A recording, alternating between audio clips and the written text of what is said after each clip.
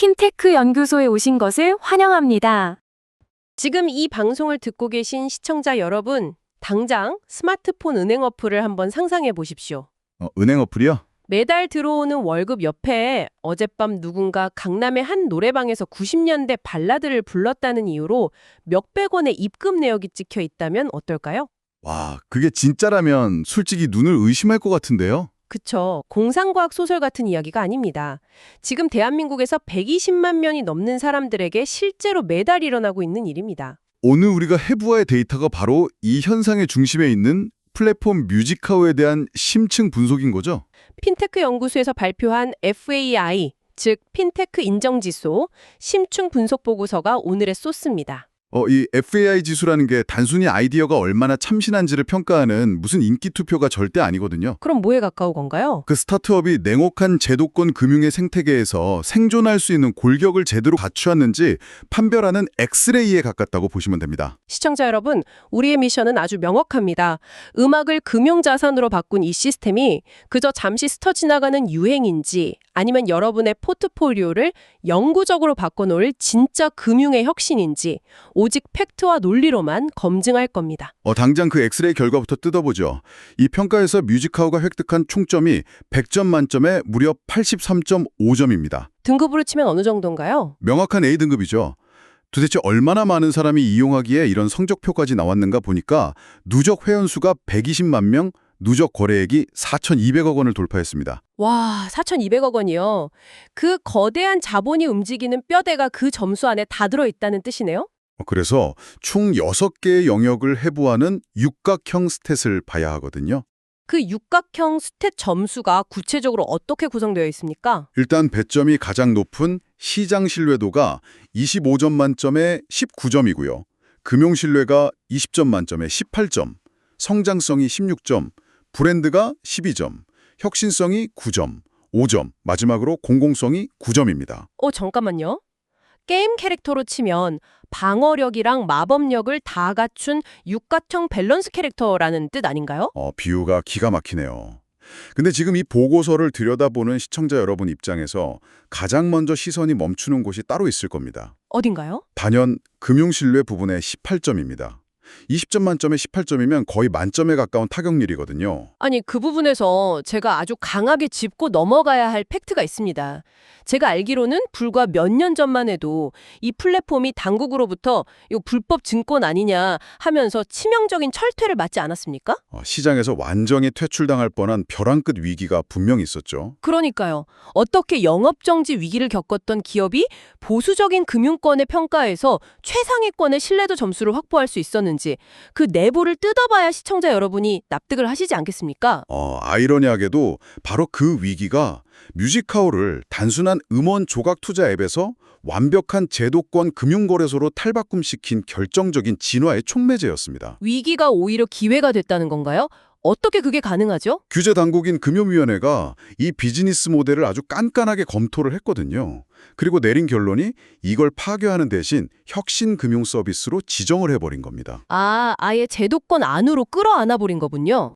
증권성 논란에 대해서 제재 면제를 확정받자마자 플랫폼 측에서는 투자자 보호를 위한 배관 공사를 진짜 바닥부터 다시 시작했습니다. 어떤 배관 공사인지 시청자 여러분 입장에서 직관적으로 번역을 좀 부탁드립니다. 핵심은 자산의 물리적 그리고 법적 분리입니다. 과거에는 회사 장부에 의존했다면 이제는 예탁결제원의 전자등록 시스템을 통해서 수익증권을 정식으로 발행하는 거죠. 와, 그러니까 내가 산 음악 저작권이 플랫폼 회사 금고가 아니라 국가가 공인하는 거대한 중앙금고에 따로 보관된다는 뜻인가요? 완벽한 번역입니다. 만약 내일 당장 뮤직하우라는 회사가 파산해서 지도상에서 완전히 사라진다고 가정해보죠. 끔찍한 가정이지만 투자자 입장에서는 제일 중요한 부분이죠. 그래도 시청자 여러분이 매달 받는 음악 저작권료 바당금은 삼성전자 주식이 안전한 것과 정확히 동일한 방식으로 철통같이 보호받는 구조라는 의미입니다. 내 돈이 들어간 금고가 물리적으로도 법적으로도 안전하다는 사실은 확인을 했습니다. 근데 안전한 게 끝이 아니잖아요. 덧붙여서 정보보안 국제인증 3권항까지 달성했습니다. ISO 27001, ISO 27701, 그리고 ISMSP까지요. 은행 수준의 방화벽을 쳐서 해커가 현금 흐름을 못 가로채게 막았다는 거군요. 근데 완벽하게 안전한 금고가 곧 완벽하게 매력적인 투자처를 의미하지는 않습니다. 확실히 성장성 측면을 따져봐야죠. 7천억 원이라는 기업 가치를 정당화하고 누적 거래액을 점프시키려면 대한민국 시장만으로는 한계가 명확하지 않습니까? 그래서 보고서의 성장성 부분 점수를 견인한 핵심 논리가 바로 미국 증권거래위원회, 즉 SEC의 승인 통과 데이터입니다. 와, 미국 SEC요? 전 세계 금융당국 중에서 규제 잣대가 제일 잔혹하리만큼 엄격한 곳이잖아요. 그러니까 미국 진출이 단순히 서비스하는 나라를 하나 늘린 게 아니라 자산의 스케일업을 증명하는 엄청난 사건이라는 겁니다. 미국이 전 세계에서 저작권 징수 인프라가 가장 촘촘하게 발달한 세계 최대 시장이기도 하죠. 그 SEC의 철저한 규제망을 총괄해서 정식으로 상품을 출시했고 일부 상품은 완판까지 기록했습니다. 이 낯선 문화금융 모델이 글로벌 스탠다드에서도 보편적 자산으로 검증됐다는 선언이네요. 아주 중요한 지표죠. 좋습니다. 그럼 10점 만점에 9.5점이라는 압도적인 점수를 받은 혁신성 부문으로 넘어가 볼 텐데요. 여기서 제가 시청자 여러분을 대신해서 아주 강한 의구심을 제기할 수밖에 없습니다. 어떤 부분에서 의구심이 드시나요? 보고서를 보면 이 플랫폼이 독자적인 AI를 활용해서 향후 30년간의 저작권료를 예측한다고 나오거든요. 네, AI 예측 모델이 핵심 기술 중 하나죠. 아니 유행이 하루 단위로 뒤집히는 틱톡과 쇼폼의 시대 아닙니까? 기계가 어떻게 30년 뒤 대중의 감성을 예측한다는 말입니까? 예술의 영역을 30년짜리 재무제표로 치환한다는 거 솔직히 통계적 오만 아닙니까? 만약에 예술의 감성을 예측한다고 했으면 그건 진짜 오만이 맞습니다. 그럼 AI가 뭘 예측하는 건데요? 이 AI 모델이 분석하는 건 대중의 감성이 아니라 철저하게 자본의 현금 흐름입니다. 저작권료의 생애 주기를 이해해야 하거든요. 생애 주기라면 곡이 처음 나왔을 때부터 사라질 때까지의 흐름 같은 건가요? 신곡이 발매되면 첫 12개월에서 24개월 동안은 팬덤 화력이랑 스트리밍 알고리즘 때문에 수익이 막 폭발적으로 치솟잖아요. 그쵸. 그때는 진짜 차트 순위가 매일 바뀌죠. 근데 AI는 이 불안정한 폭발 구간을 예측하는 게 아닙니다. 이 시기가 지나고 나면 곡은 단순한 감상의 대상을 넘어서 일종의 기능제로 변모하거든요. 기능제요? 매장 배경음악이나 예능 프로그램 삽입곡 아니면 노래방 애창곡처럼 고정적으로 소비되는 걸 말씀하시는 건가요? 바로 그 롱테일 구간에 진입했을 때 데이터를 분석하는 겁니다. 흥미로운 관점이네요. 비유하자면 부동산 감정평가랑 똑같군요. 어떤 점에서 그렇게 느끼셨죠? 감정평가사가 이 아파트 벽지 색감이 얼마나 아름다운지 평가하지 않잖아요. 대신 주변 상권의 30년간 감가상각 데이터나 인구 이동 평균, 임대 수익률 같은 방대한 과거 데이터를 기반으로 이 건물이 향후 30년 동안 창출할 현금 흐름을 확률적으로 계산해내는 거죠. 진짜 소름 돋게 딱 맞는 비유네요. AI가 수십 년간 누적된 수십만 곡의 소멸 패턴을 딥러닝해서 이 배당금의 하방 경직성을 계산해내는 겁니다. 음악을 현금 흐름 창출하는 상업용 부동산 영역으로 아예 재정의를 한 거군요. 그리고 혁신성의 또 다른 한 축이 바로 블록체인 기반의 토큰 증권, 즉 ST 기술의 도입입니다. ST 기술이요. 음악 저작권이라는 게 원래 하나로 된 거대한 덩어리라서 쪼개 팔기 힘든 거잖아요. 그러니까 종이 계약서로는 하나의 곡에서 발생하는 수십원 단위의 배당금을 10만 명의 투자자한테 실시간으로 쪼개서 분배하는 게 절대 불가능하잖아요. 물리적으로 불가능하죠. 그래서 ST 기술이 이 거대한 자산을 마이크로 단위로 안전하게 분할해서 거래의 투명성과 유동성을 극대화하는 혈관 역할을 해주는 겁니다. 와, 창작자 입장에서는 판권을 헐값에 넘기지 않고도 미래 가치를 땡겨올 수 있고 투자자 입장에서는 주식시장 폭락이랑 무관하게 움직이는 완벽한 대체 투자처가 생기는 거네요. 새로운 생태계가 구축되는 거죠. 여기까지 논리를 따라가 보면 AI랑 ST 기술로 무장하고 글로벌 진출까지 성공한 결점 없는 유니콘 기업처럼 보입니다. 하지만 우리가 오늘 이 분석을 하는 이유가 무작정 찬양하기 위해서는 절대 아니죠. 당연하죠. 100점 만점이 아니라 깎여나간 16.5점의 이유, 이 거대한 시스템이 안고 있는 치명적인 단점과 극복 과제를 아주 날카롭게 팩트체크할 시간입니다. 재무 데이터를 보면 경고등이 아주 강하게 깜빡이고 있거든요. 저도 봤습니다. 2024년 기준 매출은 149억 원에 불과한데 영업 손실이 238억 원, 단기순 손실은 270억 원에 달하더라고요. 매출보다 영업 손실이 압도적으로 큰 상황이죠. 시청자 여러분, 비유하자면 손님은 120만 명이나 줄을 서는 대박 맛집인데 사장님은 팔 때마다 적자를 보고 있는 밑빠진 독 아닙니까? 아무리 혁신적인 AI를 가졌다고 한들 이런 기초 체력을 어떻게 신뢰하죠? 표면적인 재무제표 숫자만 보면 명백한 적자의 늪에 빠진 기업으로 보이는 게 당연합니다. 하지만 우리는 이 손실의 성격을 철저하게 해부해봐야 합니다. 아니, 적자에 무슨 성격이 있습니까? 돈 까먹은 건 똑같잖아요. 이 적자가 무슨 임직원들 성과급 잔치를 벌이거나 방만한 마케팅을 해서 생긴 게 아니거든요. 그럼 도대체 어디에 돈을 쓴 건데요? 세상에 단 한 번도 존재한 적 없던 문화금융이라는 새로운 산업의 고속도로를 맨 땅에 처음 까는 데 들어간 막대한 초기 인프라 구축 비용이라는 겁니다. 아까 극찬했던 예탁결제원 전자등록 시스템망 구축이나 정보보안체계 확립 같은 거요? 그것뿐만이 아닙니다. 미국 SEC의 그 가혹한 심사를 통과하기 위해서 투입된 천문학적인 글로벌 로펌 자문 비용이랑 컴플라이언스 시스템 구축 비용이 다 영업 손실 안에 녹아 있습니다. 아, 단순한 모바일 앱 하나 개발하는 비용이 아니라 한국거래소 같은 새로운 형태의 금융거래소 자체를 밑바닥부터 짓는 건축 비용이라는 분석이군요. 시장 개척을 위한 필수 불가결한 적자라는 논리죠. 재물적으로는 납득할 수 있는 방어 논리네요. 하지만 보고서에 보면 투자자 입장에서 훨씬 더 뼈아프고 직접적으로 체감되는 불만이 명시되어 있습니다.